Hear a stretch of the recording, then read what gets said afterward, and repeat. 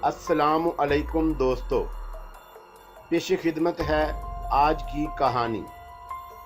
कहानी में आगे बढ़ने से पहले मेरी नए आने वाले दोस्तों से अपील है कि हमारे चैनल को सब्सक्राइब करें और बेल के आइकॉन को दबाकर ऑल नोटिफिकेशन ऑन कर दें ताकि हर आने वाली नई वीडियो का नोटिफिकेशन आपको बर वक्त मिल सके। मेरे होंठों पर मुस्कुराहट देखकर उसके चेहरे का उतरा हुआ रंग वापस आया और वो एक कदम आगे बढ़ आया।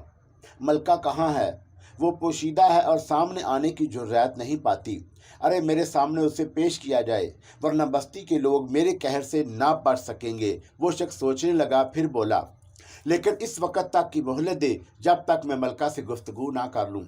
क्या तो वो मेरी बस्ती वालों के साथ ये रियायत करेगा? कब तक जवाब देगा? मैंने पूछा। बहुत जल्द, यकीनन बहुत जल्द। मैं इंतज़ार करूंगा इन्हीं पहाड़ियों पर जहां तुमने मेरी कत्लगाह बनाई थी, लेकिन तवील तक नहीं, वरना फिर मैं तुम्हारी बस्ती का रुख करूंगा, मैंने कहा और उस शख्स ने गर्दन हिला दी। फिर उसने नहायत आर्जी से कहा, एक रियायत और चाहता हूँ। हाँ कह। उन लोगों में तू अच्छा इंसान है जो कैद खाने में मेरे निगरान थे, और क्या मैंने तुझसे कहा नहीं था कि तू उन लोगों से अलग रहना जो मुझे नुकसान पहुंचाने के लिए मुतय्यन किए जाएं? कहा था, उसने गर्दन झुकाकर जवाब दिया। खैर, दूसरी रियायत क्या चाहता है? मुझे और मेरे साथ चंद लोगों को वो लाशें उठाकर लाने की इजाज़त दे जो पहाड़ों की उस तरफ पड़ी हुई हैं। बेशक तू उनमें से हर वो लाश रख ले जो तुझे पसंद हो और जिसे तू खाना चाहे। बाकी लोगों को हमारे हवाले कर दे और तुम लोग उन्हें खाओगे। अलवक्त मैंने बस्ती की जानब रुख नहीं किया और वह वापस उन्हीं पहाड़ियों की जानब चल पड़ा था। सारा दिन मैंने इन पहाड़ी चट्टानों के साय में बसर किया। बस्ती वालों की ना जाने क्या कैफियत थी। उनके दरमियान जाना ख्वामख्वाह एक हंगामे की कैफियत पैदा करना था। मैं जानता था कि वो दहशतज़दा होकर इधर उधर भागेंगे, क्योंकि वो किसी भी तौर मेरे ऊपर एतबार नहीं कर सकते थे, इसलिए कि वो खुद चोर थे और मुझे नुकसान पहुंचाने की कोशिश कर चुके थे। इसलिए अब उन्हें मेरी ज़ात से इंतकाम का ख़तरा था। मैं काफ़ी देर तक उसी तरह अपनी जगह बैठा रहा। दिन का बचा हुआ गोश्त काफ़ी मिकदार में मौजूद था, जिसे मैंने शाम को भी इस्तेमाल किया और उसके बाद सोने के लिए लेट गया। ना जाने क्यों आज गुनूदगी की कुछ गहरी हो गई थी। रात का ना जाने कौन सा पहर था जब मैं गहरी नींद सो गया। मुझे अंदाज़ा नहीं था कि मेरी नींद इतनी गहरी हो जाएगी। मुझे एहसास उस वक़्त हुआ जब मेरे ऊपर बहुत बड़ा वज़न आ पड़ा। मैंने तअज्जुब से उस वज़न को देखा और हैरान रह गया। वो पहाड़ी चट्टान जिसके नीचे मैं सो रहा था पूरी तरह मेरे ऊपर आ गिरी थी और मैं उसके नीचे दबा हुआ था। तसव्वुर भी नहीं किया जा सकता था कि कोई इंसान बड़ी चट्टान के नीचे दबकर जिंदा रह सकता था, लेकिन मैं फिर भी जिंदा था। मैं सोच रहा था कि ये चट्टान अपनी जगह से उठकर कैसे गई। ज़ाहिर है मैंने उसे अच्छी तरह से तो नहीं देखा था, लेकिन वो अपनी जगह जमी हुई थी। तो क्या वो कोई साजिश है? मैंने सोचा।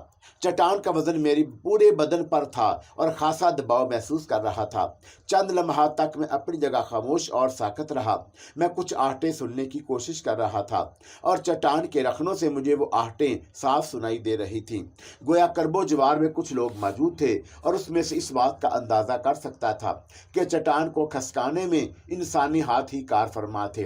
फिर भी मुमकिन था कि कोई उभरी हुई चट्टान उस वक़्त इस मौके से फ़ायदा उठाया गया हो और ऐसा करने वाले मलका के मुआवन ही हो सकते थे। चंद सांत में आहटे लेता रहा, फिर मैंने अपने हाथ आहिस्ता आहिस्ता खिसकाने शुरू कर दिए। चट्टान इस तरह मेरे ऊपर गिरी थी कि मेरे हाथ भी दब गए थे, लेकिन उसके बाद मैंने इंतहाई कुव्वत सिर्फ करके अपने हाथों को हिलाया और फिर अपना हाथ चट्टान के नीचे मजबूती से जमा लिए और फिर मैंने अपने पैरों को भी उसी अंदाज में मोड़ा और चट्टान जुम्बिश करने लगी। उसके बाद मैंने उसे हाथों और पैरों पर उठाने की कोशिश की।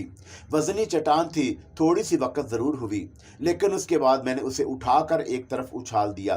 बेशुमार चीखें गूंजी थी। चट्टान उछलकर एक जानब गिर पड़ी। तब मैं उछलकर खड़ा हो गया। मैंने देखा कि 3-4 अफराद चट्टान के नीचे दबे हुए हैं और बाकी लोग बुरी तरह पहाड़ी चट्टानों पर दौड़ रहे थे।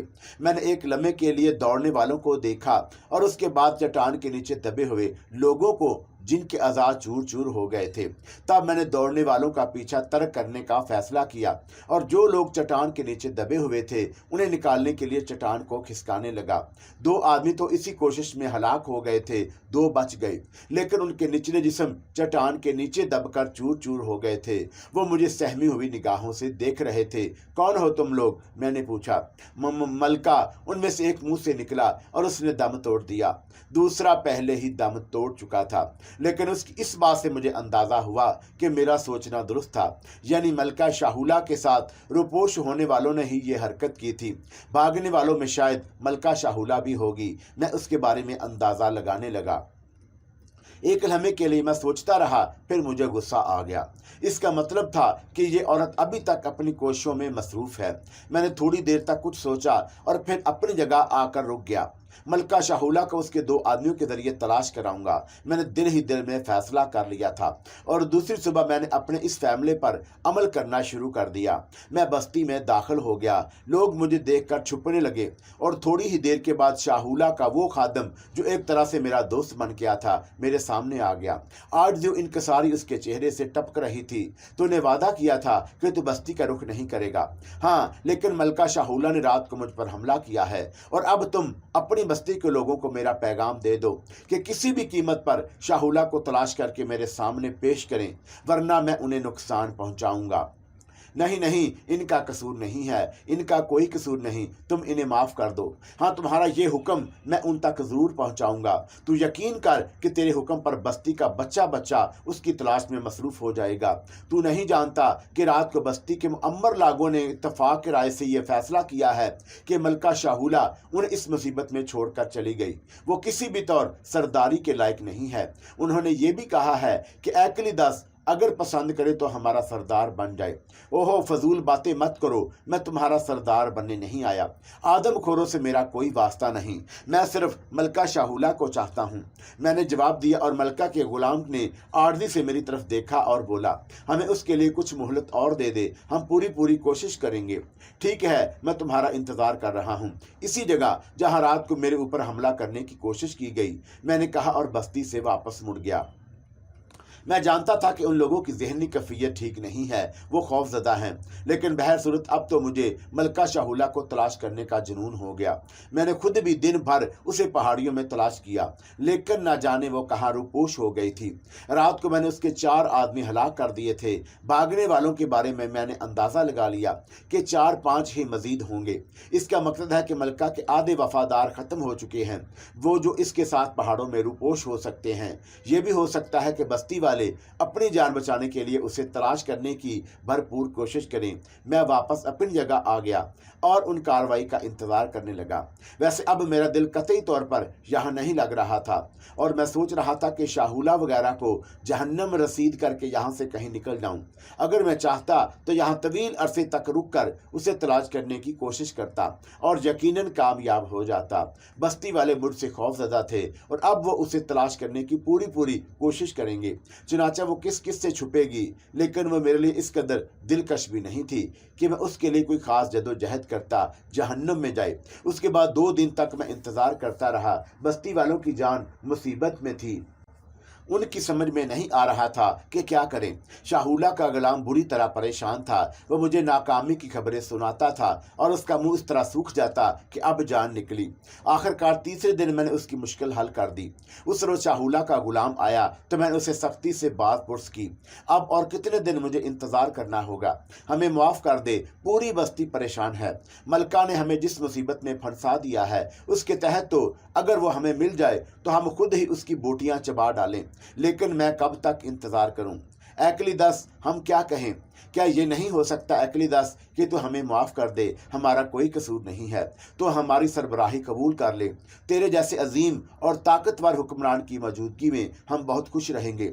सुनो, मेरे लिए एक लंबे नेज़े और तंदुरुस्त घोड़े का बंदोबस्त करो। मैंने तुम्हें माफ़ कर दिया है, मैंने कहा, और शाहुला के गुलाम को जैसे मेरी बात का यकीन ना आया। उसने सोचा कि उसकी कानों ने धोखा खाया है। मैं समझा नहीं एकलीदास, मैं तुम्हारी बस्ती छोड़ रहा हूँ। एकलीदास जबरदस्त वो कपकपाती आवाज में बोला, जाओ जल्दी करो, मैंने कहा, और इस तरह सर पटकर भागा जैसे उसके पैरों में पहिए लगे हों। जरा सी देर में वो निगाहों से गायब हो गया। शाहुला का गुलाम मेरे लिए स्याह रंग का एक घोड़ा और एक बांस का भाला लाया था जो उसने मुझे पेश कर दिया।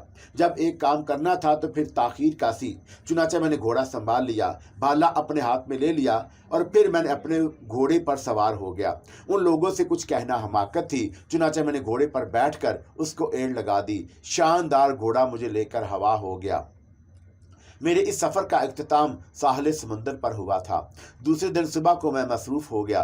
मैंने दरख्तों की बहुत सी मोटी मोटी शाखें उखाड़ी और फिर उन्हें पतली गीली और मजबूत शाखों से दौड़ने लगा। इस काम में मैं 2 दिन तक मसरूफ़ रहा था। फिर मैंने उस कश्ती को लकड़ियों के इस बेड़े पर नस्ब किया और फिर लकड़ी की लचकदार शाखों को मोड़कर कश्ती के आधे हिस्से पर एक छत बनाई, क्योंकि इस बार मैं तवील सफ़र का इरादा रखता था और कश्ती को कुछ और आरामदाह बनाना चाहता था। कश्ती को मैंने आजमाइशी तौर पर समुद्र में धकेला और दूर तक उसे ले गया। हर लिहाज से मुनासिब थी। फिर मैं उसे वापस ले आया और दूसरी सुबह मैंने यहाँ से रवानगी का इरादा कर लिया। रात को मैं जंगल में दूर तक गया और कई जानवर शिकार किए। रात के आखिरी पहर तक मैं उन्हें खुश्क लकड़ियों पर भूनता रहा और फिर मैंने यह लजीज गोश्त कश्ती पर बार कर लिया और रोशनी का इंतजार करने लगा। अब मेरा जहन खाली हो गया था। मैंने गुजरे हुए वाकयात को भुला दिया और फिर आने वाले वक्त के बारे में सोच रहा था। फिर सुबह की पहली किरण नमूदार हुई और मैंने कश्ती की जानब रुख किया जो पानी पर हचकोले खा रही थी, और फिर मैंने ये अनोखी सरजमीन छोड़ दी। कश्ती पानी की बड़ी बड़ी लहरों पर डोलती आगे बढ़ने लगी और सूरज उबरता रहा। फिर कश्ती पर धूप फैल गई। हवा का रुख खुले समुद्र की जानब था, इसलिए अब चप्पू नहीं चलाने पड़ रहे थे। चुनाचा मैं कश्ती के अर्शे पर लेट गया। गर्म धूप मेरे बदन को सेंक रही थी, जिससे बड़ा लुत्फ आ रहा था। बुने हुए गोश्त की बड़ी मकदार मेरे पास मौजूद थी। सूरज ढले मैंने उससे शुगल किया और फिर बैठकर डूबते हुए सूरज को देखता रहा। बस एक उलझन थी, कश्ती पर बादबान नहीं था और उसे सही रुख पर चलाने के लिए चप्पू चलाना पड़ते थे। हालांकि मेरे जहन में कोई सही रुख नहीं था, लेकिन सफ़र तो होना शुरू चाहिए, वरना उससे क्या फ़ायदा कि दिन भर सफ़र करो और रात को हवाएं फिर उसी जगह पहुंचा दें। इसका हल यही था कि अब अगर कोई आबादी नज़र आ जाए तो उधर का रुख इसलिए किया जाए कि वहां से बादबान के लिए कोई कपड़ा हासिल कर लिया जाए। इससे ज़्यादा किसी आबादी में रुकना अब हमाकत है, और ज़ाहिर है अब मिलने वाली आबादियाँ इस हिस्से की तरह पसमानदा तो ना होंगी, क्योंकि वो काफ़ी आगे बढ़ गई है। लेकिन मुझे इतना अंदाज़ा ज़रूर था कि वो यहाँ से काफ़ी दूर होंगी और उसके लिए काफ़ी सफ़र करना पड़ेगा। सूरज डूब गया था, फिर तारीकी छाती चली गई। मैंने कश्ती को हवाओं के रहमो करम पर छोड़ दिया। वैसे अंदाज़ा ये लगाया था कि हवाएं मुवाफिक हैं और कश्ती उसी सिमत जा रही है जिधर अब तक मैं उसे लाता रहा हूँ। इन मवाफिक हवाओं का यकीन करने के बाद मैं अर्शे पर चढ़ आया और उसके खुले हुए हिस्से में आराम से लेट गया। मैंने सोने के लिए माकूल बंदोबस्त कर लिया था। फिर सितारे निकल आए और मैं उनमें महू हो गया। हम जलीस, मुदब्बर और दानश्वर सितारे, मैं उनसे राब्ता कायम करने की कोशिश करने लगा। बहुत अरसा मैंने उनसे गुफ्तगू नहीं की थी। मेरे शनासा सितारे मेरी निगाहों से रूपोश थे और मैं उन्हें तलाश कर रहा था। अचानक मुझे अपनी पुश्त पर एक आहट सी सुनाई दी। मैं एकदम उठ गया। तब मैंने एक इंतहाई हैरतनाक मंजर देखा। मेरी कश्ती पर कोई और भी था, कोई इंसान, यकीनन कोई इंसान। वो उस जगह था जहां मैंने गोश्त का ज़ख़ीरा रखा हुआ था और वो मेरी तरफ पुश्त किए गोश्त के ज़ख़ीरे पर झुका, शायद उसे कुरीद रहा था। फिर वो सीधा खड़ा हो गया और तारों की छाँव में मैंने देखा कि वो कोई औरत है। मैं छिलकर उसके करीब पहुंच गया। औरत की हल्की सी चीख सुनाई दी। उसके हाथ में गोश्त का एक टुकड़ा था और मैं उसकी शक्ल देख रहा था। वो मलका शाहुला थी। हाँ, बहुत ही हैरत अंगेज तौर पर वो किसी तरह मेरी कश्ती पर पहुंच गई थी और मैं उसे देखकर दंग रह गया। शाहुला भी अजीब सी निगाहों से मुझे देख रही थी, अजीब पुर इसरार सी निगाहें जिनको मैंने पसंद किया था। मुझे शदीद हैरत हुई। तुम यकीन करो कि इससे ज़्यादा हैरत शायद ही मुझे कभी हुई हो। मुझे उस औरत की आमद का कोई पता ना था। चंद सायद के बाद जब मैं हैरत के समुंदर से निकला तो मैंने उसकी तरफ देखकर मुस्कुराते हुए पूछा, सिर्फ ये जवाब दो कि तुम इस कश्ती पर किस वक़्त आई। उस वक़्त शाहुला ने कहा, जब तुम उसके दूर थे और ये गोश्त उस कश्ती पर बार कर रहे थे। लेकिन तुम इस वक़्त कहाँ थी दरख्तों की ओट में। लेकिन अब तक तुम इस कश्ती पर क्यों आई हो? बस मैंने यही बेहतर समझा कि एक ताकतवर आदमी की पनाह हासिल कर लूं। बेशक वो दुश्मन है और उसमें कोई शुबा नहीं कि मैंने तुम्हें हलाक करने की हर मुमकिन सही की थी, लेकिन उस सारे हंगामे से मैंने ये अंदाज़ा ज़रूर लगा लिया कि तुम एक दलेर और बहादुर इंसान हो और मैं एक तनहा और कमज़ोर औरत की हैसियत से तुम्हारी पनाह में आई हूँ। तुम चाहो तो मुझे समुंदर में धकेल दो, मुझे फना कर दो, और अगर चाहो तो अपने नज़दीक थोड़ी सी जगह दे दो। ओह, औरत तो सिर्फ औरत है, दूसरों के लिए तो मलका भी होगी और तू बहुत कुछ होगी, लेकिन मेरी निगाह में तो सिर्फ एक औरत है, सिर्फ एक औरत।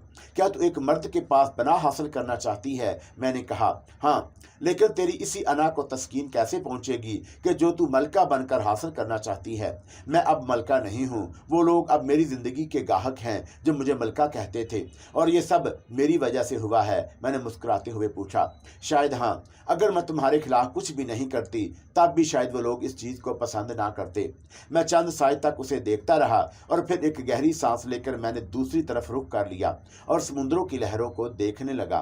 बिलाशुबा मुझे उसका आना अच्छा नहीं लगा था। हालांकि आबादियों के हंगामों से दूर समुंदर की पुरअसकून आगोश में डूबती हुई उस छोटी सी कश्ती में अगर सिर्फ एक औरत से वास्ता रहे तो तन्हाई भी नहीं होगी और हंगामे भी नहीं होंगे। गोया इसमें मदगम रहो और समुंदर का लुत्फ भी उठाते रहो। ये सब कुछ था, लेकिन वो ना था जो मैं चाहता था, यानी मुकम्मल तन्हाई और खामोशी। मैंने फैसला किया कि उससे कलाम नहीं करूंगा और उससे बेतवजी बरतूंगा। इसलिए मैंने उसकी जानब से गर्दन फेर ली थी।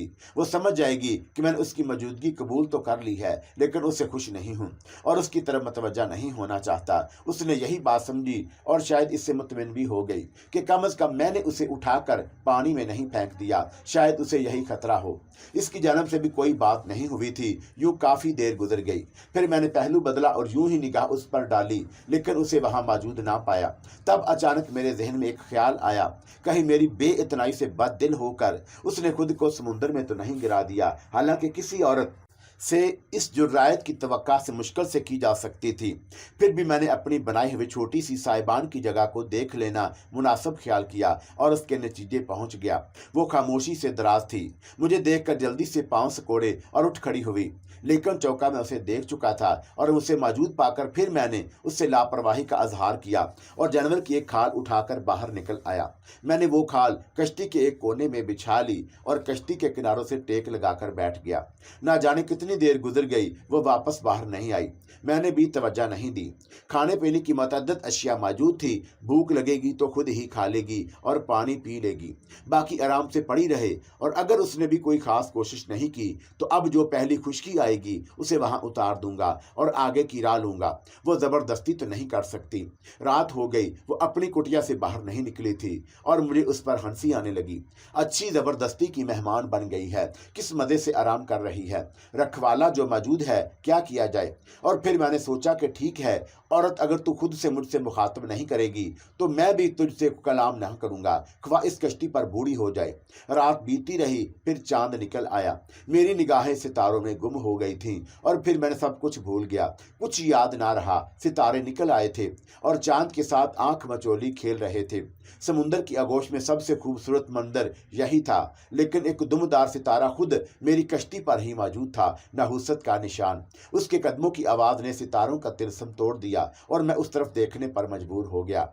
शाहुला ही थी, मुजरिमों के से अंदाज में मेरे सामने खड़ी थी। मैं उसे खामोशी से देखता रहा। फिर जब मैं देर तक कुछ न बोला तो उसने ही लरजती हुई आवाज़ में खामोशी तोड़ी। मैं तेरी खुशी से इस कश्ती पर नहीं आई और मुझे मालूम है कि तू मेरी आमद से नाखुश है, लेकिन ज़रा तकल्लुफ़ या इंसानियत मुझे बर्दाश्त कर रहा है। बाहर की हवाएं नम और खुश्क हैं, इसलिए मैं नहीं चाहती कि तुम मेरी वजह से मज़ीद तकलीफ़ का शिकार हो जाए। मैं बाहर रहूँगी तो अंदर जाकर आराम से लेट। हाँ, मैं हवाओं की निगरानी करूँगा। हाँ, मैं हवाओं की निगरानी करूंगी और अगर समुद्र में किसी खतरे के आसार नजर आए तो तुझे आगाह कर दूंगी। दिल तो चाह रहा था कि हंस पड़ूं। औरत की रवायती बेवकूफ़ी बोल रही थी। गोया उसी के सहारे मैं समुंदर पर आया था और नम हवाओं को बर्दाश्त नहीं कर पा रहा था, और अब वो मुझे आराम पहुंचाएगी और मेरे लिए चौकीदारी करेगी। लेकिन मैं हंसा नहीं और भारी आवाज़ में बोला, मैं यहाँ ठीक हूँ, तू अंदर जा। नहीं, मैं नहीं चाहती कि जो कुछ मैंने कहा है वही कर। मबादा मेरे जहन में नफरत औरत उभर आए और मैं तुझे इसका शिकार बनाऊं। मैंने सख्त लहजे में उसकी बात काट दी और उसकी जुबान बंद हो गई। वो अपनी जगह खड़ी कांपती रही। तमतुराक वाली मलका शाहूला अब भीगी बिल्ली बन गई थी। मैंने उस औरत की आंखें देखी थी, बड़ी पुरइसरार और मकनातीसी आंखें थी उसकी, जिनका मैंने खसूसे दिल से एतराफ़ किया था। लेकिन ये दूसरी बात थी कि मुझ पर असर अंदाज ना होती होंगी, जबकि आदमखोरों के पूरे कबीले ने उसकी बर्तरी कबूल कर ली थी और उसके अहकामात की पाबंदी करते थे और वो उनकी हुक्मरान थी। लेकिन अब उसका तिलस्म टूट गया और वो अपने दुश्मन की मेहमान थी, बिन बुलाई मेहमान। लेकिन ना जाने क्यों उसने इस कश्ती पर आने का फैसला किया था। ये बात तो वही बता सकती थी, लेकिन उससे पूछता कौन। फिर मैंने उसे वापस जाते देखा। बड़े टूटे टूटे कदमों से वह डोलती कश्ती के साइबान के नीचे चली गई और उसके बाद रात भर बाहर नहीं निकली। और मैंने सोचा कि ये अच्छी बात है, वो खाती पीती रहेगी, मेरा क्या जाएगा। अगर मैं उसे घास नहीं डालूंगा तो मुझे परेशान भी नहीं करेगी और मैं एक तरह से तनहा ही रहूंगा। और ये भी सोचा मैंने कि अगर किसी रोज़ या किसी रात औरत की तलब या हागजीर हुई तो उसे कोई मकाम दे दिया जाएगा। दिन की रोशनी में उसने मुझसे कोई बात नहीं की और कश्ती के दूसरे कोने में खामोश बैठी रही। कश्ती मवाफक हवाओं के दोष पर जा रही थी, इसलिए मैं साइबान के नीचे जाकर लेट गया और अपनी आंखें मूंद ली। फिर शाम की खड़क हवाओं ने मुझे जगाया। मैंने अंगड़ाई ली और फिर मुझे शाहूला याद आई। देखना चाहिए सफ़ेद मलका क्या कर रही है, और मैं बाहर निकल आया। वो कश्ती के किनारे बैठी समुंदर की लहरों को देख रही थी। बेपनाह उदासी उसके चेहरे से झलक रही थी। एक लम्हे के लिए मैंने सोचा कि तकल्लुफ़ की दीवार हटा दूं, लेकिन उसमें कुछ लुत्फ़ आ रहा था, इसलिए मैंने कदमों की आवाज़ पैदा की और उसने हस्बे तवक्का चौंक कर देखा और फिर अपनी जगह से खड़ी हो गई। उसने कुछ कहने के लिए होंठ खोले और मैंने इसके सूखे हुए होंठों पर निगाह दौड़ाई, लेकिन कोशिश के बावजूद वो कुछ नहीं बोल सकी।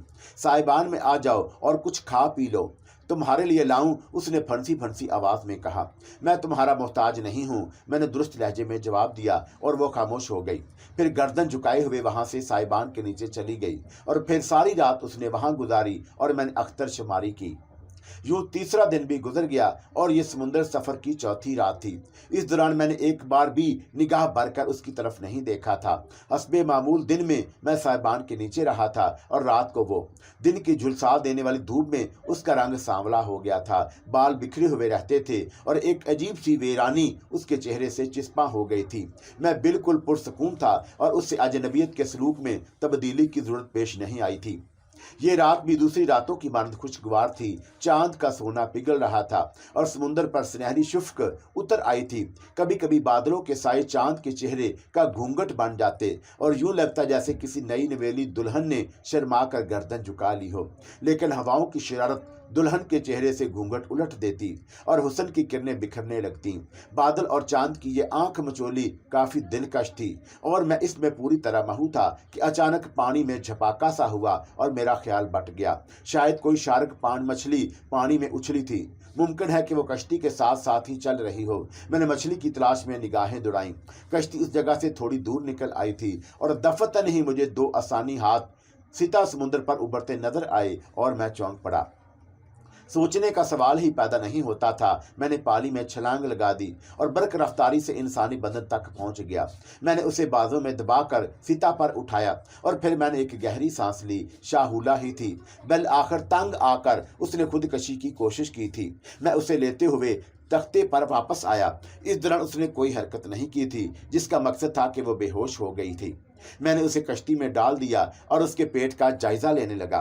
उसमें पानी वगैरह तो नहीं भर गया, लेकिन ऐसी बात नहीं थी, बल्कि उसके बरअक्स उसका पेट तो इतना नीचे था जैसे कई दिन से कुछ खाया पिया ना हो। इस नए ख्याल के तहत मैंने चौंक कर उसका चेहरा गौर से देखा तो चेहरे की कैफियत भी वही थी। तब मुझे दर हकीकत अफसोस हुआ और सच तो था कि बिन बुलाई मेहमान खुआ, तहजीब ना आशना और ना आदमखोर ही क्यों ना हो, मेज़बान की बेइतनाई के बावजूद उसके घर में कैसी दिल जमी से खा पी सकती थी। सो मैं उसे उठाकर साइबान के नीचे ले गया कि इस आलम में उसकी हालत बिगड़ भी सकती थी और समुंदर का पानी उस पर इस अंदाज में असर कर सकता था कि उसकी ज़िंदगी ही छिन जाती। ख़ास तौर से इसलिए कि वो कई दिनों का फाका ज़दा और जिस्मानी तौर पर सख्त कमज़ोर थी। होश में आकर उसने कहा, तुमने मुझे बचा क्यों लिया? तुमने मरने की कोशिश क्यों की थी? तुम्हारी नफरत के साथ इस लामहदूद समुंदर की इस छोटी सी खुशकी पर मैं जिंदा रहकर क्या करती। मैं तुम्हारे लिए काबिल नफरत थी। इंसाफ से सोचो, क्या मैं अपनी नफरत में हक बजाना बना था? क्यों, आखिर क्यों? अरे वाह, तुमने तो मुझे लड़ाका वैश्यों के सामने डाल दिया। तुमने मुझे भूखे शेरों के सामने छोड़ा, और उसके बाद भी जब मैं बच गया तो तुमने मेरा पीछा ना छोड़ा। और उन सारी कोशिशों के बाद क्या मुझे तुमसे मोहब्बत करनी चाहिए थी? वो गर्दन झुकाकर सोचने लगी, फिर बोली, हाँ ये तो ठीक है। अब उसके लहजे में अफसुर्दगी थी। खुद मुझे भी इन बातों का एहसास था। उसने आहिस्ता से कहा, फिर तुम मेरी कश्ती में क्यों आई? और क्या तुमने मुझे कश्ती के नजदीक देखा था और ये जान गई थी कि ये कश्ती मेरी है? हाँ, तुम्हें ये अंदाजा ना हुआ कि मैं तुम्हारा दुश्मन हूँ, और फिर भी तुम मेरी कश्ती पर आ छुपी। और क्या करती? इस जमीन पर भी तो मेरे लिए कोई जगह नहीं रही थी। अगर मैं वहां रहती तो वो लोग मुझे हलाक करके खा जाते। वो क्यों? मलका होने के बावजूद मैं उनकी हिफाजत करने में नाकाम रही थी। मैंने एक गहरी सांस ली। लेकिन ये तो बताओ, तुम मेरी इतनी सख्त दुश्मन थी, फिर तुमने ये क्यों नहीं सोचा कि मैं तुम्हें जिंदा नहीं छोड़ूंगा? बस और कोई बात समझ में नहीं आई थी। और तुम बाद में मुझे पर हमला क्यों करती रही?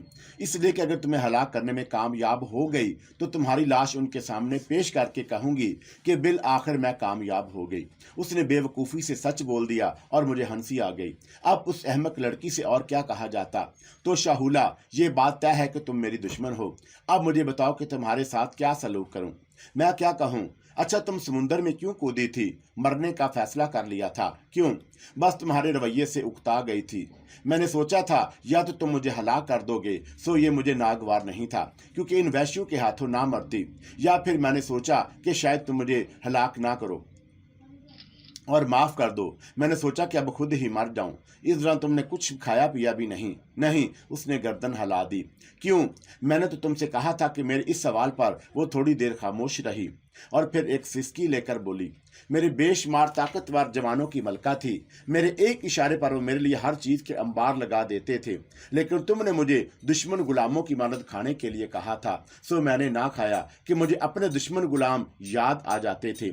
जब तुम पहाड़ों की मलका थी तो तुम उन गुलामों के साथ यही सलूक करती थी, और अब वक्त की अपनी तहरीर दोहरा रहा है तो कबूल करो। उसने कुछ सोचा और फिर बोली, एकलीदस है तेरा नाम? तो सुन एकलीदस, मैं औरत हूँ, और शायद औरत सही तौर पर खुद अपने वजूद को नहीं समझ पाती। ना जाने कब और किस हालात में तू मेरे दिल में दाखिल हो गया। मुझे अचानक एहसास हुआ कि मैं तुझे चाहने लगी हूँ। चुनाचा इस बात का इजहार करते हुए अब मुझे कोई आर नहीं कि तू मेरा महबूब है। भूख प्यास जिंदगी ही छीन लेती है ना। मैं इंतजार करूंगी उस वक्त का जब मेरी मोहब्बत तुझे मेरे कदमों में झुका दे, और खुराक में उस वक्त लूंगी जब तू मुझे प्यार से अपनी आगोश में लेकर खिलाए। तो मैंने भी ऐसा ना किया और भूखी प्यासी वक्त गुजारने लगी। फिर शायद भूख की शिद्दत ने उसे बेहाल कर दिया और वो अपनी अना की जिंदगी के लिए उसने समुद्री की आगोश अपना ली। मैं रातों को सो जाया करता था। एक सुबह मैं जागा तो वो कश्ती में मौजूद नहीं थी, और ताहद्दे निगाह समुद्री लहरों के सिवा कुछ न था। चश्मे वीरा की हयात मेरी हम सफ़र थी और गहरे समुद्रों का सफ़र जारी था। मेरे दिल के गोशे बदस्तूर बंद थे। शाहुला अब सिर्फ एक ख्याल थी मेरे लिए और कुछ नहीं। चुनाचा लहरों का सफ़र जारी रहा। फिर एक सुबह सूरज अरूज को पहुंचा था कि मेरी निगाह समुंदर की आखिरी लकीर पर जा टिकी। शायद बादल ना थे, क्योंकि काले बादल समुंदर से इस तरह बुलंद नहीं होते। वो धुआं था, गहरा और काला स्याह धुआं। जाहिर है ये धुआं समुंदर से बुलंद हो रहा था। खुश्की सूरज का इनाम और इसका नतीजा। मैंने खुश्की का रुख बदला और धुएं की राह पर चलने लगा। जिस तरह धुएं के घटाघट उठ रहे थे उससे अंदाजा हो रहा था कि या तो जंगल के दरख्तों में आग लगी हुई है या फिर मुमकिन है कोई आतिशफशानी के बाद धुआं उगल रहा है। लेकिन आतिशफशां का ख्याल थोड़ी देर के बाद तर्क कर देना पड़ा, क्योंकि धुआं अगर आतिशफशां से उबल रहा होता तो इसका मतलब एक होता, जगह जगह से धुएं के मरकूले उठ रहे थे। यकीनन जंगल की आग है। तो क्या इस जंगल के नज़दीक कोई बस्ती भी है? दूर के ख्यालात बेपनाह थे, और ख्यालात का क्या है जो दिल चाहे कर लो। हकीकत तो करीब जाकर ही मालूम हो सकती थी। चुनाचा बादबानों की मदद के लिए और उस जगह जल्दी पहुंचने के ख्याल से मैंने पतवार भी संभाल लिए और मेरे बाजू तेजी से हवाओं को काटने लगे। कश्ती अब सीधी तीर की तरह मतलूबा जगह की तरफ बढ़ रही थी।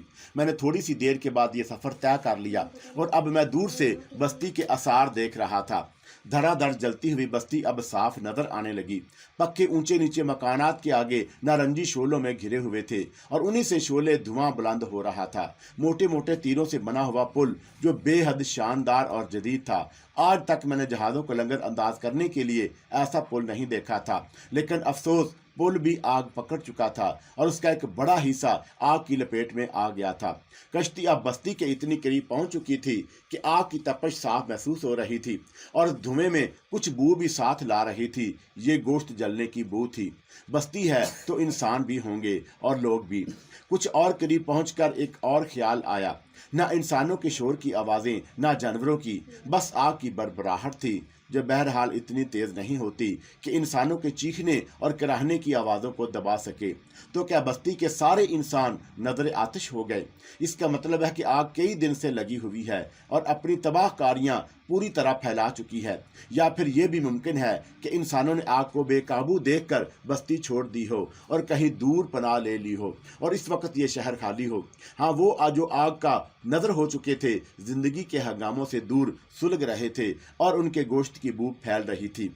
कश्ती को पुल के बिल्कुल नजदीक ले जाने के बाद मैंने रोक दिया कि याम का आगे था, बदन आगे की जानब लपकने लगा। मेरे मसामात ने भूखी मछलियों की तरह मुंह खोल दिए और आग की तलब करने लगे। सरूर की एक अनोखी कैफियत मेरे रगो वपे में मचलने लगी। तब मैंने कश्ती में जलते हुए पुल से लगा दी। मैं उस पल को देख रहा था जिस जदीद अंदाज में बड़ी मेहनत से तैयार किया गया था, लेकिन अब उनकी मेहनत अकारत हो चुकी थी। तेज हवाओं ने आग को लकड़ी के पुल के रेशे रेशे में उतार दिया था। सो मैंने अपनी कश्ती को भी अलविदा कह दिया। यकीनन आग का कोई शोला उस पर भी मेहरबान हो जाएगा और उसे तवील सफ़र के बोझ से निजात दिला देगा। फिर मैंने एक जलते हुए शतीर को पकड़ा और उस पर चढ़ने लगा, लेकिन लकड़ी का नामुराद शतीर आग से इतना नाकारा हो चुका था कि मेरा मुख्तसर बोझ भी ना सहार सका और इस तरह टूटकर ज़मीन पर गिरा कि मैं भी उसकी लपेट में आ गया और कश्ती ही की में काफ़ी बुलंदी से नीचे गिरा था। इस बार मैंने उस हिस्से का रुख किया जहाँ अभी आग नहीं पहुँच सकी, बल्कि उस तरफ बढ़ ज़रूर बढ़ रही थी। मैंने पानी में डूबे हुए मोटे सतून को पकड़ा और ऊपर चढ़ने लगा। थोड़ी देर के बाद मैं पुल पर था।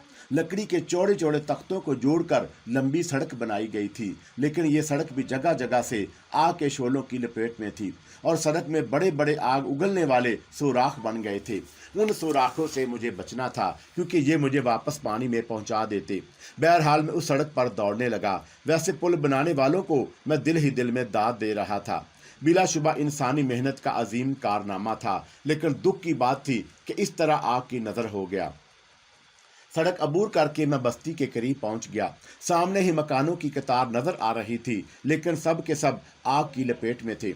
उन मकानों में से एक के सामने मुझे एक इंसानी जिस्म नजर आया, लेकिन इस तरह कि अब उसमें नम गोश्त का धुआं चिरांद के साथ उठ रहा था। उसके खदो खाल पिघल चुके थे और उसके बारे में कोई अंदाज़ा नहीं लगाया जा सकता था। मैं वहां से अंदर की जानब चल पड़ा। मकानात कतार से बने हुए थे और उनमें एक खासा सलीका नजर आता था। जानवरों और इंसानों की लाशें जा बजा बिखरी हुई थीं। उनमें बहुत सी आग और जलकर मसक हो गई थी। बहुत सी ऐसी थी जिन तक आग नहीं पहुंच सकी थी। ऐसी ही लाश के पास जाकर मैं उस पर झुक गया। लाश के गिर्द खून फैला हुआ था और मैं अंदाज़ा लगाना चाहता था कि यह सब माजरा क्या है। मैंने लाश को उलट पलट कर देखा। उसका पेट नाक से लेकर सीने तक चिरा हुआ था और आंतें बाहर निकली पड़ी थीं। यकीनन ये किसी तेज़दार आले का कारनामा था और सूरत हाल किसी हद तक मेरी समझ में आने लगी। ये किसी जंग, किसी तखरीबकारी का नतीजा है। जंग में फतेह पाने वालों ने ना सिर्फ इंसानों को मौत के घाट उतार दिया था, बल्कि पूरे शहर को आग लगा दी। और मेरा तजर्बाकार निगाहों ने सूरत हाल का बिल्कुल सही जायज़ा लिया था। जूं जूं मैं अंदर दाखिल होता गया, मुझे ऐसे ही निशानात मिलते गए। कई जगह घोड़ों की लाशें भी मिली जिनके साथ उनके सवार भी थे, और ये सवार आहन पोश थे। उनके जिस्मों पर फौलादी बख्तर भी थे जो हथियारों को रोकने के लिए ही इस्तेमाल होते थे। उनके नज़दीक उनकी चौड़ी तलवारें और ढालें भी पड़ी हुई थीं। बाज़ सवारों के नज़दीक एक इंतहाई तेज और उम्दा अन्नी वाले नेज़े भी पड़े हुए थे। यकीनन ये हमला आवर थे जिन्हें शहरियों ने कत्ल किया होगा। ज़ाहिर है शहरियों ने भी अपनी हिफाजत के लिए हाथ पांव तो हिलाए होंगे, लेकिन इन सवारों और घोड़ों की तादाद मामूली थी क्योंकि शहरियों के कश्तों के पुश्ते लगे हुए थे। उनमें कोई तशखीस नहीं थी। मर्द, बच्चे, बूढ़े सभी थे। حملہ آوروں نے کسی کو نہیں چھوڑا تھا جس سے ان کی صفاقی اور درندگی کا اندازہ ہوتا تھا۔ تعجب کی بات یہ تھی کہ پورے شہر میں ایک بھی زندہ وجود نہ تھا۔ دکانیں، بازار اجڑے پڑے تھے، اشیاء موجود تھیں، کچھ جل چکی تھیں، لیکن کوئی زخمی بھی موجود نہیں تھا۔ لاشیں اور صرف لاشیں۔ جس طرف بھی نگاہ جاتی، لاشوں کے علاوہ اور کچھ نظر نہیں آتا تھا۔ ان میں بے شمار لاشیں جل چکی تھیں اور آگ جہاں جہاں تک پھیلتی جا رہی تھی سب کچھ جلتا جا رہا تھا۔ شہر کافی طویل و عزیز تھا، لیکن کسی زندہ انسان کی تلاش میں میں ہر گلی کوچے سے گزر رہا تھا۔ پھر مجھے سرخ پتھروں سے بنا ہوا ایک خوبصورت محل نظر آیا اور میں آگ سے جلتے ہوئے دروازے سے اندر داخل ہو گیا۔ وسیع و عریض محل کے مختلف حصوں میں بھی آگ روشن تھی، یہاں بھی چپے چپے پر لاشیں بکھری ہوئی تھیں۔ انسانوں کی تباہی کے ایسے خوفناک مناظر بہت کم دیکھنے میں آتے ہیں۔ یوں لگتا ہے جیسے اس جلتے ہوئے شہر میں کسی افراد کو بھی زندہ نہ چھوڑا گیا ہو۔ میں محل سے بھی باہر نکل آیا اور شہر کے دوسرے حصوں کی طرف گزرتا ہوا بالآخر اس کے آخری سرے تک آ پہنچا۔ یہاں سے تا حد نگاہ ناؤ کی فصلیں پھیلی ہوئی تھیں، اوپر جانے کے لیے سیڑھیاں بنی ہوئی تھیں۔ عظیم و شان دروازہ پھڑپھڑاتا ہوا پڑا اور وہ بھی دھواں دے رہا تھا۔ بہت ہی خوفناک دشمن نے حملہ کیا تھا اور پورا شہر اور قلعے کو نیست و نابود کر دیا تھا۔ بہرحال اس ویران شہر میں لاشوں، آگ اور دھوئیں کے سوا کچھ نہیں تھا۔ پھر میں کیا کرتا؟ دفتن ہی میرے ذہن میں ایک خیال آیا، کیوں نہ فصیلوں کی بلندی سے دوسری جانب کا نظارہ کیا جائے کہ وہ دشمن دور جا چکا ہے جس نے یہ تباہی پھیلائی ہے یا کہیں نزدیک ہی موجود ہے۔ میں اوپر جانے والی سیڑھیاں طے کرنے لگا۔ تھوڑی دیر کے بعد میں فصیل پر پہنچ گیا اور دوسری طرف کا جو خوبصورت منظر میری نگاہوں کے سامنے تھا، اندر ہولناک تباہی پھیلی تھی، باہر اس کے کوئی آثار نہ تھے۔ دور دور تک باغ پھیلے ہوئے تھے اور اس کے بعد ایک انتہائی طویل و عریض میدان، اور اس میدان میں ایک عظیم لشکر خیمہ زن تھا۔ سفید خیموں کا پورا شہر بسا ہوا تھا اور ان کے درمیان گھوڑ سوار آ جا رہے تھے، اور بھی مختلف کاموں میں مصروف لوگ نظر آ رہے تھے۔ میں نے گہری سانس لی۔ یقیناً یہی فاتح لشکر تھا اور وہی خوانخوار لشکر جس نے یہ تباہی پھیلائی تھی۔ میں اسے قریب سے دیکھنا چاہتا تھا اور ظاہر ہے اس کے لیے مجھے کسی سوچ و بچار کی ضرورت نہیں تھی۔ چنانچہ میں فصیل سے نیچے اتر آیا اور قلعے کے بغیر پھاٹک والے دروازے سے باہر نکل آیا۔ میں نے چھپکنے کی کوئی کوشش نہیں کی تھی اور پھر شاید دور سے ہی مجھے دیکھ لیا گیا، اور باغوں سے پرے کے وسیع میدان سے یہ کام مشکل نہیں تھا کیونکہ درمیان میں کوئی رکاوٹ نہیں تھی۔ میں دل جمی سے آگے بڑھتا رہا اور سامنے بھی دیکھتا رہا۔ لوگوں کا ایک ہجوم جمع ہو گیا، یہ سب کے سب دور سے مجھے دیکھ رہے تھے اور شاید میرے بارے میں چہ مگوئیاں کر رہے تھے۔ پھر ہجوم چھٹا اور اس میں سے 4 گھوڑ سوار نکل آئے۔ یہ سب آہن پوش تھے اور ہتھیاروں سے لیس تھے۔ غالباً اس مردہ شہر سے کسی زندہ برآمد ہونے والے کو دیکھ کر وہ حیران رہ گئے۔ گھوڑ سوار میرے لیے ہی گھوڑوں پر سوار ہو کر آئے تھے۔ 3 سوار پیچھے ہو گئے اور ایک آگے بڑھ آیا۔ یہ کافی قوی ہیکل آدمی تھا اور سفید رنگ کے ایک گھوڑے پر سوار تھا۔ پھر اس نے نیام سے تلوار نکالی اور اسے سیدھا آسمان کی طرف بلند کیا، اور اس کے ساتھ ہی اس کے حلق سے ایک آواز نکلی جو مجھے یہاں تک سنائی دی تھی۔ اس کے بعد اس نے گھوڑا سر پٹ دوڑا دیا۔ تینوں گھوڑے اس کے پیچھے دوڑ رہے تھے۔ پھر وہ آن کی آن میں میرے قریب پہنچ گئے۔ انہوں نے میرے چاروں طرف گھیرا ڈال دیا اور پھر ایک دائرہ میں گھوڑا دوڑاتے ہوئے میرے چاروں طرف بھاگنے لگے۔ گھوڑوں کی رفتار اتنی تیز تھی کہ میرے آگے بڑھنے کا راستہ بند ہو گیا۔ میں نے دونوں ہاتھ باندھ لیے اور انہیں دیکھنے لگا۔ میرے چہرے پر لاپرواہی تھی۔ ظاہر ہے مجھے ان بے وقوفوں کی کیا پرواہ ہو سکتی تھی۔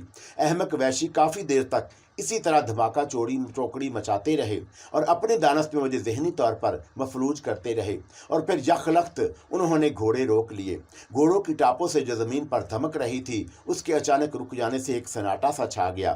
میں نے اپنی جگہ سے جنبش نہیں کی اور یوں ہی کھڑا رہا۔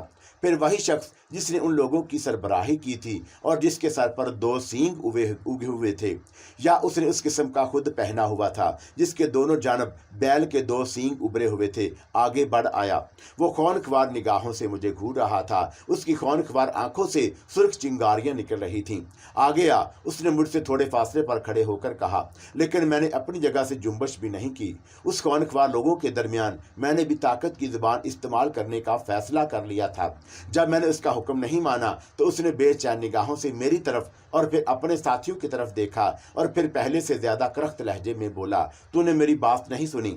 سنی ہے میں نے سکون سے جواب دیا۔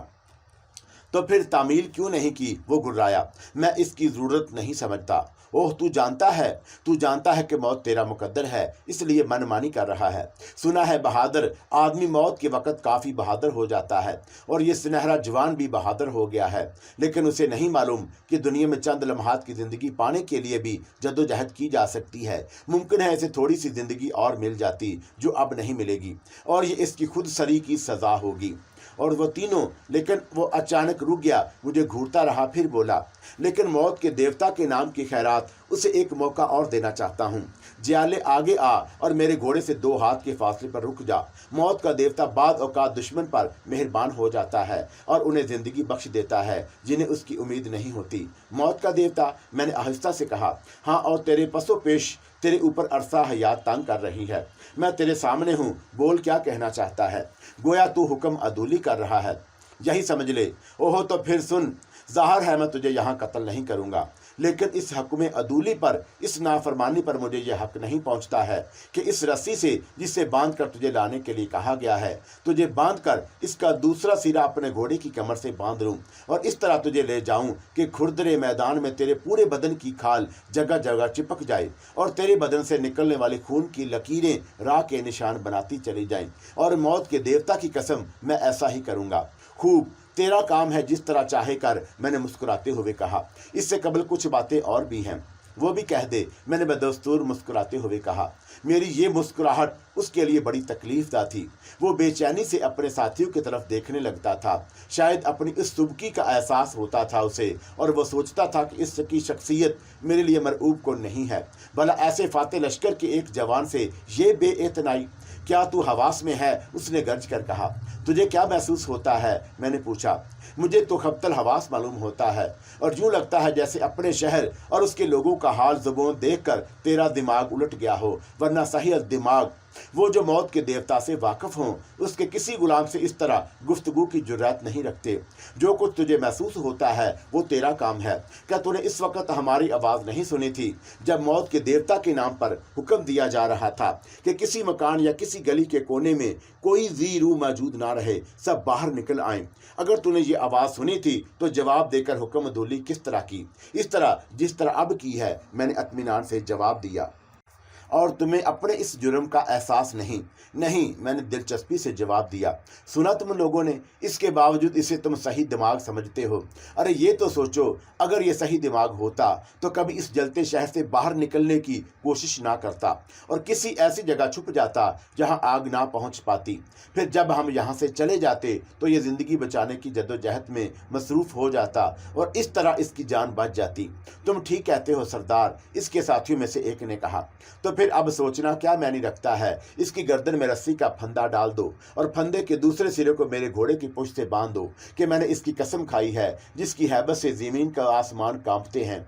लेकिन होगा इसका उल्टा। सुना तूने? सो मैं तुम चारों को तुम्हारे घोड़े से बांध दूंगा। नहीं, बल्कि तुम चारों को तीनों घोड़ों से बांधूंगा और एक घोड़े पर सवारी ही करूंगा और इसी तरह तुझे तेरे लश्कर तक पहुंचाऊंगा। मैंने कहा, सरदार, अगर हुक्म हो तो पहले इस शख्स की गर्दन इसके शानों से उतार दी जाए और उसके बाद बेसर बदन को हम घोड़ों से रोनते हुए ले जाएं, क्योंकि ये शख्स बहुत खुद सर और बदजुबान है। इन तीनों सवारों में से एक ने गोसीले अंदाज में कहा, बस अब वक्त ज़ाया ना करो और इसे बांध दो।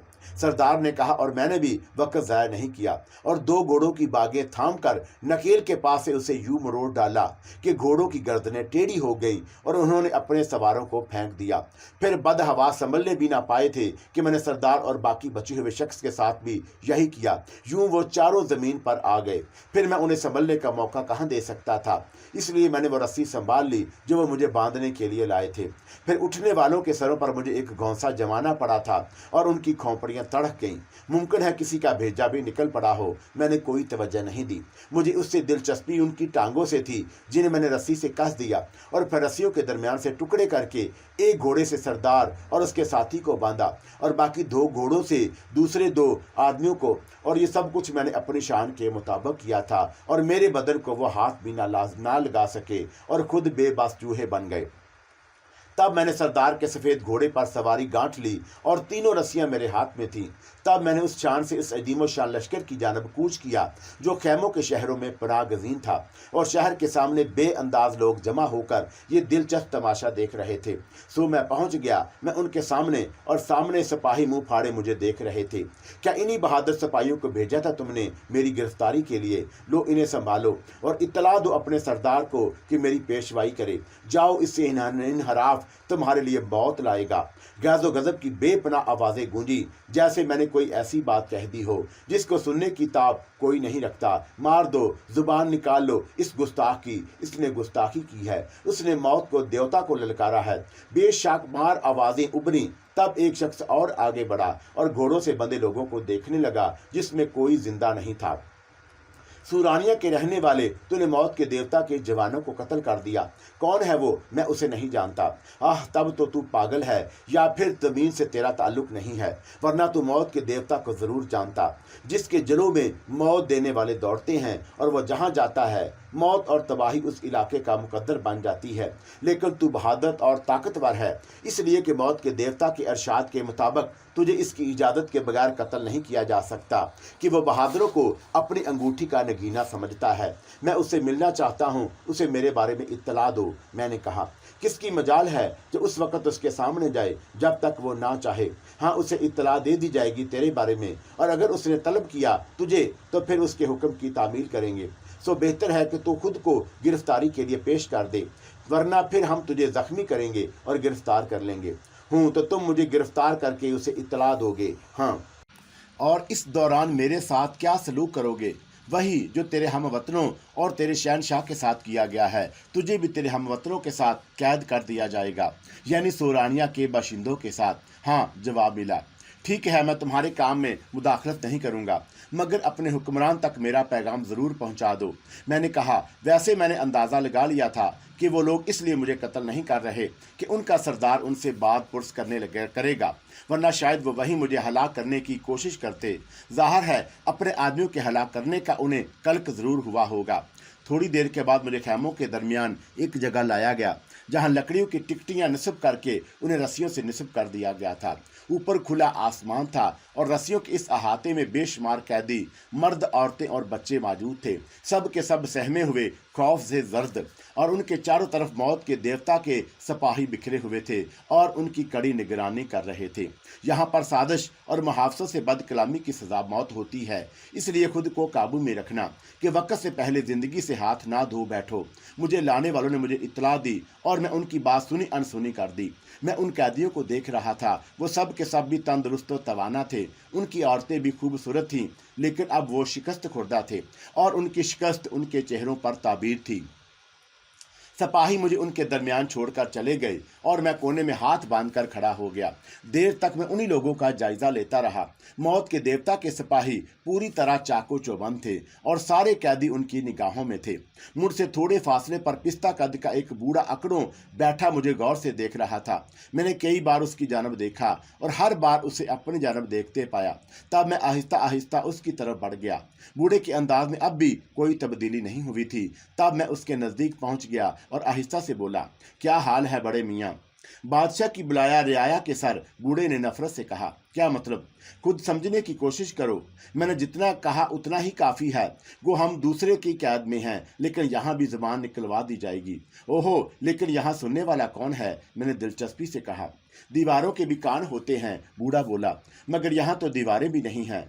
वाह, बरजस्ता कहा। बूढ़ा हंस पड़ा और फिर जोर जोर से नथने फुलाकर मुझे सूंघने लगा। लेकिन तुम्हारे बदन से तो मोरानिया की बू नहीं आती। फिर तुम कौन हो?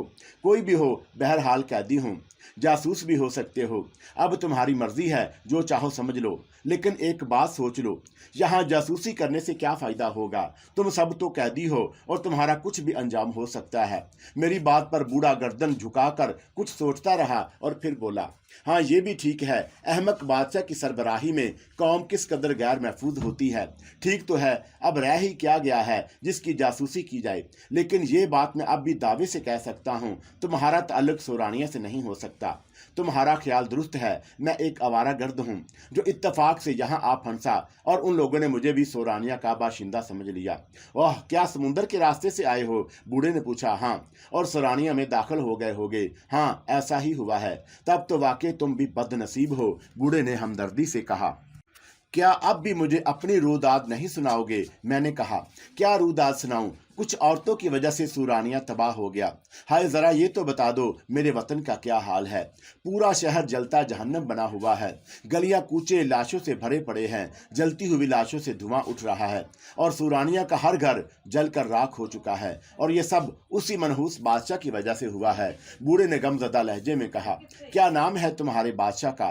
गोलानूस नाम है उस मनहूस का, और वहां अपनी तकदीर को रो रहा है। बूढ़े ने एक तरफ इशारा किया और मैं एक जमगढ़ की तरफ देखने लगा जिसके दरमियान कुछ नजर आ रहा था। क्या क्या था उसने? और तुम कौन सी औरतों की बात कर रहे हो?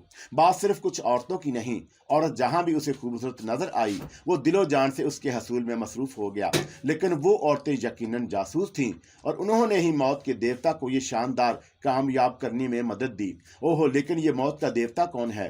जूना कबीले का नामूर सरदार जो खुद को मौत का देवता कहलवाता है और बिलाशुबा उससे कम भी नहीं है।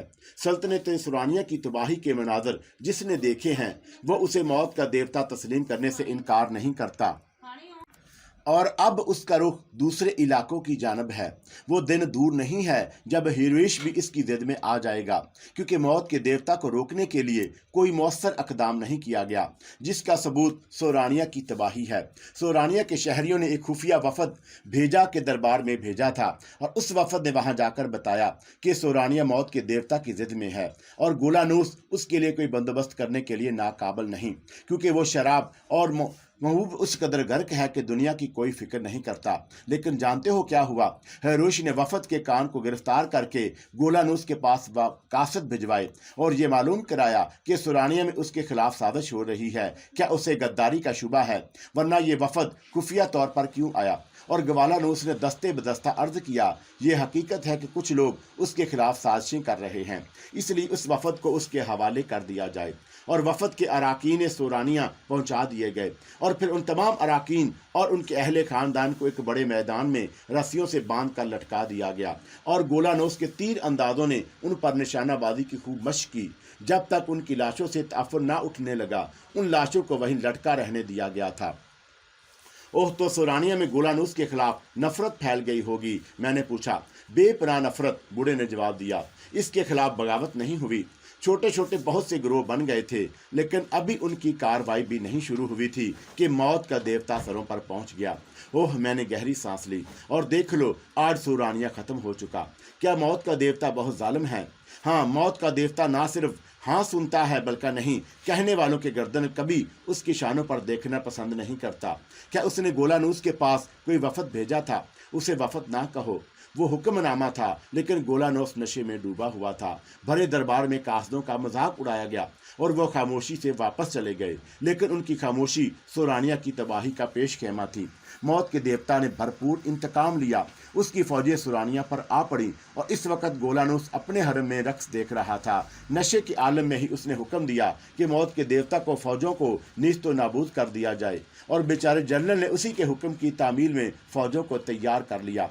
जंग हुई और ऐसी फौजें क्या जंग करती जिनका बादशाह ऐन जंग के वक़्त शराब के नशे में चूर पड़ा हो। और फिर सुरानिया के एक एक शहरी को सुरानिया के बदनवान हुक्मरान की ओबाशी की सज़ा भुगतनी पड़ी और आज तुम हमारा हशर देख रहे हो।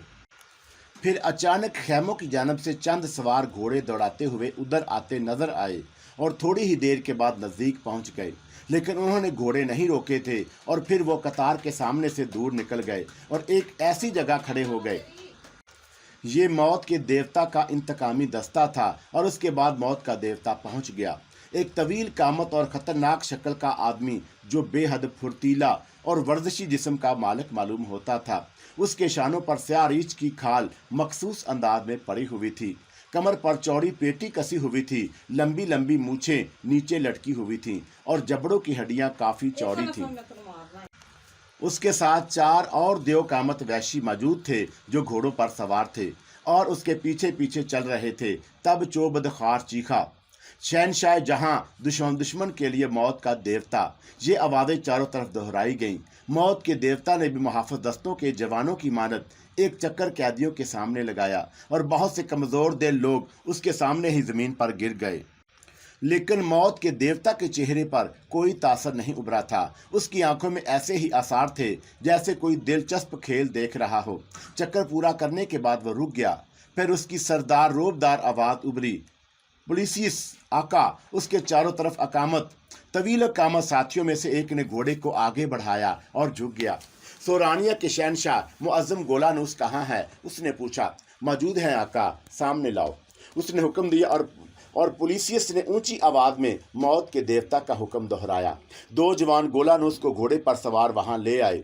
गोलानूस के होंठों पर मुस्कुराहट थी और वह फातिहाना निगाहों से अपनी रियाया को देख रहा था। मौत का देवता उसे देखकर मुस्कुराया और फिर घोड़े की पुश्त से उतर गया। उसके नीचे उतरते ही हर घोड़सवार नीचे उतर आया, सिवाय गोलानूस के। वो उसी तरह घोड़े पर बैठा रहा था। तब मौत के देवता ने चहकते हुए लहजे में कहा, आह गोलानूस, शहनशाह सोरानिया, क्या तुम घोड़े से नीचे उतरोगे? ज़रूर नेक दिल फाते, लेकिन अपने आदमियों को हदायत दो कि वो मुझे सहारा देकर नीचे उतारें। मैं खुद से नीचे नहीं उतर सकता। गोलानूस ने जवाब दिया और मौत के देवता ने गर्दन टेढ़ी की। दूसरे लम्हे दो आदमियों ने सहारा देकर गोलानूस को घोड़े से उतार दिया और गोलानूस ने छोटे छोटे कदमों से चलता हुआ मौत के देवता के सामने पहुंच गया। बोला, क्या एक शहनशाह बावजूद दुश्मनी के दूसरे शहनशाह से गले नहीं मिल सकता? गोलानूस ने दोनों हाथ फैला दिए, लेकिन मौत का देवता चंद कदम पीछे हट गया और मुस्कुराते हुए बोला, जरूर गले मिलेंगे गोलानूस, लेकिन इससे पहले कुछ मसले तय हो जाएं। मौत के देवता की मुस्कुराहट भी बेहद खौफनाक थी। उसके दांत बेहद सफ़ेद और चमकदार थे और बराबर जमे हुए थे। ठीक है, गोलानूस ने मायूसी से कहा, मेरे कासद तेरे दरबार में गए थे गोलानूस, और उन्होंने तुझे मेरा पैगाम दिया था। इस वक्त तूने मेरा मजाक उड़ाया था और उसकी सजा भी तो पाली अजीम शहनशाह। काश उस वक्त मैं नशे में ना होता। अब तो शराब की लज्जत तक भूल गया हूँ। लेकिन तू नहीं जानता था कि गलती का कितना बड़ा खमियाजा भुगतना पड़ेगा, मौत के देवता ने कहा। उस वक्त नहीं जानता था, लेकिन अब अच्छी तरह समझ गया हूँ और मौत के देवता से रहम का तालब हूँ। लेकिन इस वक्त तो सिर्फ मेरा मुजरम नहीं, बल्कि पूरी कौम का मुजरम है, जो तेरी वजह से एक अजीम में गिरफ्तार हुई है। अगर तू हर वक्त शराब और शबाब में गर्क नहीं रहता तो आज तेरी कौम की इस हालत में ना होती। और मैं इंसाफ पसंद हूँ। मुझसे पहले तेरी कौम तेरी मुहासब है और वही तुझे सजा देगी। सुना तुम लोगों ने गोलानूस के खादमों, तुम्हारी ज़ुबान हाली का जिम्मेदार मैं नहीं हूँ और ये है, सो तुम इसका फैसला करो, ये तुम्हारे हवाले है।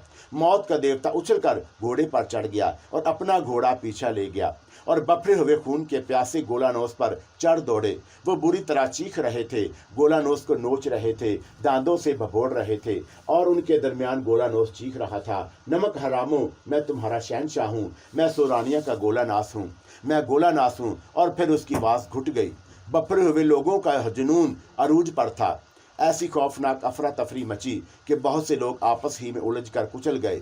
मौत का देवता के सुकून से एक तरफ खड़ा हुआ था। फिर उसने इशारा किया और मुहाफ़िज़ दस्ते के लोग कोड़े मार मार कर उन्हें उन जगह पहुंच जाने का हुक्म देने लगे। बमुश्किल ये तमाम तूफान थम सका था।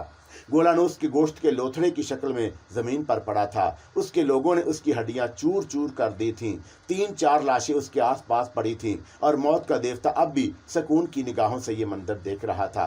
फिर उसने अपने साथियों की तरफ रुख करके कुछ कहा और घोड़सवार आगे बढ़ आया। उसने बुलंद आवाज़ में कहा, हारी हुई कौम के लोगों, तुम में से वो जवान जो ता जिंदगी ता दमे मर्ग मौत के देवता के अदना गुलामों की हैसियत से ज़िंदगी बसर करना चाहते हों, अपनी जगह से आगे बढ़ आएं। तुम्हें ज़िंदगी की भीख दी जाएगी, तुम्हें सपा का झूठा खाना पड़ेगा, तुम उसके घोड़ों की निगहदाश्त करनी होगी और वज़नी सामान उठाकर सफ़र करना होगा।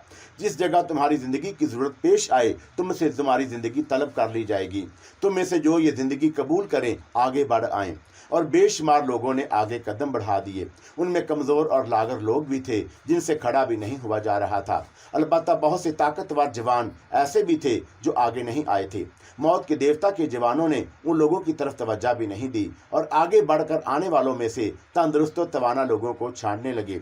जो कमज़ोर और लागर थे उन्हें उनकी जगहों पर वापस धकेल दिया गया और गुलामी कबूल करने वाले रेवड़ को दूर हाँक दिया गया। फिर मौत के देवता ने कहा, और ये लोग जिन्होंने अपने आका, अपने शहनशाह से वफादारी का सबूत नहीं दिया, उन्हें मार मार कर आधमुंह कर दिया, क्या इन लोगों पर भरोसा किया जा सकता है? हरगिज नहीं, उसके साथियों ने जवाब दिया। तब फिर मैं इन लोगों के लिए एक फैसला किया है। फैसला यह है कि इनमें से हर जवान मेरे जवान का इंतखाब करे। अगर उसने अपने मुकाबल को कत्ल कर दिया तो उसे भाग जाने की आज़ादी होगी, वरना वो मेरे जवान के हाथों मारा जाएगा। इस पेशकश को बहुत से जवानों ने कबूल कर लिया और आगे बढ़ आए। मैंने भी इस पेशकश को गनीमत समझा और मैं भी आगे बढ़ आया। अजीम उल मरतब मौत के देवता से मेरी एक दरख्वास्त है, मैंने भारी आवाज़ में कहा, और पहली बार शायद मौत के देवता ने मेरी तरफ गौर किया। चंद साथ मुझे देखता रहा, फिर बोला, खूब जवान है, क्या चाहता है? एक जवान की इवद मुझे मेरी ज़िंदगी मिल जाएगी, लेकिन अगर मैं इनमें से किसी की ज़िंदगी के लिए लड़ना चाहूँ जो तेरे जवानों से नहीं लड़ सकते, तो क्या मुझे एक से ज़्यादा जवानों से लड़ने की इजाज़त दी जाएगी? मौत के देवता के होंठों पर मुस्कुराहट फैल गई। वो दिलचस्पी की निगाहों से मुझे देख रहा था और फिर उसने होंठ खोल कर कहा, इजाज़त है। मैंने बड़े अदब से गर्दन हिला दी और फिर मैं पीछे हट गया। मौत का देवता फिर अपने घोड़े पर सवार हो गया और फिर उसने भारी आवाज़ में कहा, खेल शुरू किया जाए। और फिर सुरानिया के जवानों ने अपनी अपनी पसंद के जवानों का इंतखाब किया। मौत के देवता के फौजों के चाको चबंद जवान मुस्कुराते हुए आगे बढ़ आए। उनके मुकाबल शिकस्ता खुर्दा सुरानिया के भूखे जवान थे। वो भला उन्हें क्या खातर में लाते। चार चार जवानों को बीक वक्त मुकाबला करने की इजाज़त दी गई थी और मुकाबला शुरू हो गया। दोनों फरीकों को उनकी पसंद के हथियार दिए गए और जंगजू जो एक दूसरे पर वार करने लगे, लेकिन आन की आन में मौत के देवता के जवानों ने अपने चारों हरीफों को हलाक कर दिया। मौत के देवता के होंठों पर तमानियत अमीद मुस्कुराहट फैली हुई थी। फिर दूसरे चार मुकाबल सामने आए। मरने वालों की लाशें उसी तरह छोड़ दिया गया। सुरानिया के इन जवानों का भी वही हशर हुआ। फिर उन चारों लाशों को उठाकर खाई में उछाल दिया गया ताकि मैदान साफ हो जाए। तीसरे मरहल में सुरानिया का एक फुर्तीला जवान मौत के देवता के एक मोटे और भारी जवान के मुकाबले में कामयाब हो सका। उसने अपने मुकाबले को पैंतरे बदल बदल कर थका दिया और फिर उसे कत्ल कर दिया। बाकी तीन जवान मौत के देवता के जवानों के हाथों मारे गए थे। मौत के देवता ने उस जवान से भाग जाने के लिए कहा और वो ऐसा पलट कर भागा कि उसने पीछे मुड़कर नहीं देखा। मौत के देवता के साथी कहके लगाने लगे थे। मैंने अंदाज़ा लगा लिया कि मौत के देवता के जवान वाकई फनून जंग के माहर थे और उनके मुकाबल थके मांदे और भूखे प्यासे परेशान हाल थे। चुनाचा इस बार मैं आगे बढ़ आया। मैंने एक तवाना जवान को तलब कर लिया, लेकिन मैंने महसूस किया कि वो जवान मेरे मुकाबल आने से कतरा रहा था। दरअसल ये उन लोगों में से था जिन्होंने मुझे उन चारों को ज़ेर करते देखा था जो मुझे गिरफ्तार करने गए थे, लेकिन नाचार वो मेरे मुकाबल आ गया। मैंने हथियारों को पसंद करते वक्त एक चौड़ी और भारी तलवार उठाई थी। गोया तलवार मेरी मर्जी के मुताबिक नहीं थी, लेकिन बहरहाल उन हथियारों से मेरी पसंद का कोई और हथियार भी था नहीं। मैंने तलवार को तोला और मुस्कुराता हुआ अपने मुकाबल के सामने आ गया। मेरा मुकाबल घबराई हुई निगाहों से देख रहा था। फिर उसने इजाज़त मिले बगैर ही बदहवासी में मेरे ऊपर हमला कर दिया। मैं इत्मीनान से पीछे हट गया, लेकिन मेरे मुकाबल ने मुझे मौका नहीं दिया। वो हर कीमत पर मुझे कत्ल कर देना चाहता था। मैं पुरवकार अंदाज में उसके हमले रोक रहा था, यहाँ तक कि पीछे हटते हटते मैं मौत के देवता के काफ़ी नज़दीक पहुँच गया। मैं अजीम मौत के देवता की इजाज़त का मुंतज़िर हूँ, मैंने झुककर कहा और अपने मुकाबल के उस वार से भी बच गया जो उसने मेरे झुकते वक्त मौका गनीमत जान कर किया था। इजाज़त है। मौत के देवता की आवाज़ में खौफनाक गुर्राहट थी। तब मैंने तलवार संभाली और फिर एक महाराना वार किया और मुकाबल को दरमियान से दो टुकड़े कर दिया। ये काम मैंने नहायत पुरसकून अंदाज में किया था और पलट कर ये भी नहीं देखा कि मुकाबल का हशर क्या हुआ। मौत का देवता नीम बार आंखों से मुझे देख रहा था। मैं आहिस्ता आहिस्ता आगे बढ़ा और इस बार मैंने उन लोगों में से एक के सीने पर तलवार रख दी जो मौत के देवता के खास आदमियों में से था। उस जवान का चेहरा सुर्ख हो गया और वह दांत पीसता हुआ घोड़े से नीचे उतर आया। उसने एक लंबा नेज़ा तलब किया था। मौत के देवता ने दूसरे मुकाबले रोक दिए। पहले वो इस मुकाबले को ख़त्म कर देना चाहता था। मेरा मुकाबल अपनी इस तौहीन पर दांत पीस रहा था, लेकिन शायद मुकाबला करना भी ज़रूरी था। इजाज़त मिलते ही उसने बड़ा बहाराना वार किया, लेकिन मैंने तलवार का एक हाथ उसके नेज़े के दस्ते पर मारा और नेज़ा दरमियान से टुकड़े हो गया। उसके साथ ही मैंने घूमकर दूसरा वार उसके उसकी गर्दन पर किया और उसकी गर्दन उछलकर मौत के देवता के कदमों में आ पड़ी। मैंने एक बार फिर मौत के देवता के सामने गर्दन झुका दी थी और मैंने मौत के देवता के अंदाज में अज़तराब देखा। फिर मैंने उसके दूसरे साथी के सीने पर तलवार रख दी। अब तुम मुकाबला करो। मौत के देवता ने तीसरे आदमी की तरफ इशारा करके गुर्रा कर कहा और उस तीसरे आदमी को भी मैंने निहायत इत्मीनान से कत्ल कर दिया। मेरे बदन तक अभी तक उन तीनों में से किसी का हथियार नहीं पहुंचा था। मौत के देवता ने यह बात बखूबी महसूस की, लेकिन वो भी जिद्दी था। उसने मेरी पसंद में कोई दखल नहीं दिया। उसके जवान मेरे सामने आ आकर मरते रहे। अब तो मैदान में सिर्फ मैं ही रह गया था। दूसरे मुकाबले कतई तौर पर रुक गए थे और मौत के देवता के जवानों के अंबार लगते जा रहे थे। और फिर शायद मौत के देवता की कुव्वते बर्दाश्त जवाब दे गई और उसने गरजदार आवाज में कहा, बस मुकाबले रोक दो। और मैंने तलवार उसके सामने फेंक दी, जो अब खून की तलवार नजर आ रही थी। मरने वालों का खून उस पर जम गया था। मौत का देवता खौनख्वार निगाहों से मुझे देख रहा था। फिर वो अचानक मुस्कुरा पड़ा और फिर हंसने लगा। क्या चाहता है? उसने मुझसे पूछा। इन सब को जाने की इजाजत दी जाए। मैंने गिरफ्तार शुदगान की तरफ इशारा किया। मैं जान गया हूं कि तू शाम तक कत्ले आम करता रहेगा और खुद कत्ल नहीं होगा, और मैं वादे का पाबंद हूं। तू इन सब की तादाद के बराबर जवानों को जरूर कत्ल कर देगा। इसलिए मैं तेरी ख्वाहिश का एहतराम करता हूं, और इन सब को अगर तू इनकी जिंदगी तलब ना कर लेता तो इस खाई में फेंक दिया जाता, और इसलिए इन्हें यहाँ लाया गया था। लेकिन इन सबक को जाने की इजाजत है। इसके अलावा एक और शर्त होगी। मैं जानना चाहता हूं, मैंने कहा, तूने मेरे इन 4 जवानों को कत्ल कर दिया है जो मेरे दस्ते रास्त और जंगी अमूर में मेरे मशीर थे। लेकिन वो लोग जो किसी के मबादरत तलब करने पर पसो पेश करें, ना तो काबिल एतमाद होती हैं और ना जिंदा रहने के काबिल। इसलिए उनकी मौत का मुझे कोई अफसोस नहीं। अलबत्ता मेरी शर्त यह है कि तू मेरे मशीर की हैसियत कबूल कर। ये मेरी इज्जत अफजाई है और मैं इसे कबूल करता हूँ। तुम सब मुंतशिर हो जाओ, लेकिन खबरदार सूरानिया आबाद ना हो। मौत का देवता जहां अपना निशान कायम करे वहां उसे बरकरार रहना चाहिए। खुशी से चीखे मारते हुए लोग बेतहाशा दौड़ रहे थे और उसमें सकून की निगाहों से उन्हें देख रहा था। गोबुझ उन लोगों से कोई सरोकार ना था, लेकिन औरतों और बच्चों की जिंदगी बच जाने से मुझे खुशी हुई थी। वो बेचारे मेरा शुक्रिया अदा करने के लिए भी नहीं रुके थे और आन की आन में मैदान साफ हो गया। तब मौत के देवता ने वापसी के लिए हाथ उठा दिए और अपने घोड़े का रुख मोड़ दिया। 10-12 जवान मेरे नज़दीक आ खड़े हुए थे। उनके अंदाज में अताअत थी। हमारे लिए क्या हुक्म है नाइबे आज़म? उनमें से एक शख्स ने कहा। नाइबे आज़म? मैंने दोहराया। हाँ, मौत के देवता के हुक्म के बाद अब तुम नाइबे आज़म हो और तुम्हारी अताअत हम सब पर फर्ज होती है। तब मैं तुम में से एक तजर्बेकार आदमी मेरे पास आ जाए, मैं सिर्फ उसी से बात करूँगा।